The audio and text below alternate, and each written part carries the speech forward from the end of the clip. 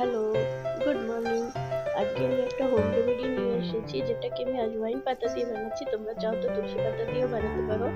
এটা হচ্ছে কি আজওয়াইন পাতা, আদা, লং আর দারচিনি আর এলাচ আর গোলমরিচ দিয়ে বানাচ্ছি। আমার কাছে গোলমরিচ গোটাটা ছিল না, করে গুঁড়োটা নিয়েছি।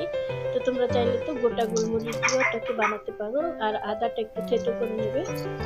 আর এগুলো সব একসঙ্গে একটা পাত্রে নিয়ে আমি এখানে ইলেকট্রিক কেটেলটা নিয়েছিলাম, কিন্তু আমাদের এখানে কারেন্ট ছিল না, করে পরে আমি এবার এটা গ্যাসে চড়িয়েছি।